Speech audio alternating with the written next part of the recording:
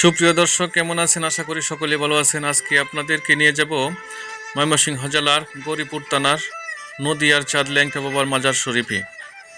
আমরা মাজারের গেটের সামনে এসে পড়েছি। এখানে লেখা আছে মাজারের পবিত্রতা বজায় রাখুন, স্বাগতম। ভিতরে জুতা নেওয়া নিষেধ, বাহিরে জুতা রেখে আসতে হয়। তো আমরা এখন মাজারের ভিতরে ঢুকতেছি। ওনার সাধনার একটি সর্বশ্রেষ্ঠ উল্লেখযোগ্য হচ্ছে এই তারের গড়। এই তারের গড়টি এখনও স্মৃতি হিসাবে এখানে রেখে দেওয়া হয়েছে। এই গড়টি নদিয়ার চাঁদ ল্যাংটা বাবা নিজের হাতে তৈরি করেছেন। এই গড়টির স্মৃতি দেখলেই বোঝা যায় উনি 20 শতকের একজন শ্রেষ্ঠ সাধক। এখানেই উনি শুয়ে থাকতেন। এখানে এটাও স্মৃতি হিসাবে রেখে দেওয়া হয়েছে। ওনার ওই তারের বেড়ার দৃশ্যটা আমার কাছে অনেক ভালো লেগেছে। এই গড় থেকে এখন বের হচ্ছি। এখন উনি ওই মাজারে শুয়ে আছেন।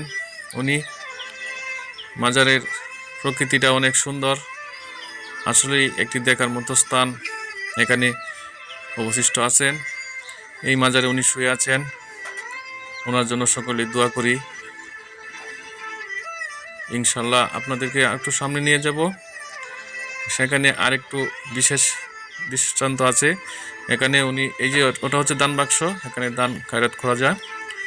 আর মাজারের ভিতর থেকে বের হলাম। এই হচ্ছে চুলা, এই চুলার মধ্যে রান্না বান্না করা হয়। এই হচ্ছে হিন্দুদের মন্দির।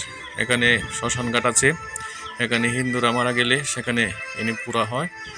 এই হচ্ছে শ্মশান ঘাট, সর্বজনীন শ্মশান ঘাটটি। তো প্রিয় দর্শক, আপনাদের জন্য এই ভিডিওটা উপস্থাপন করেছি স্মৃতি হিসাবে রেখে দেওয়ার জন্য। ভিডিওটি দেখাবো। আমি অনেক দিন পরে এখানে এসেছি, শুরু সময় আগে আসতাম।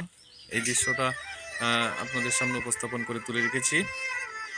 যদি ভিডিওটি ভালো লাগে লাইক কমেন্ট শেয়ার করবেন, আমার পেজটাকে ফলো দিয়ে পাশে থাকবেন। আর সুন্দর সুন্দর ভিডিও উপস্থাপন করার জন্য, আপনাদেরকে দেখানোর জন্য চেষ্টা করবো ইনশাল্লাহ। এই আম গাছটি হচ্ছে ওনার ধন্যবাদ।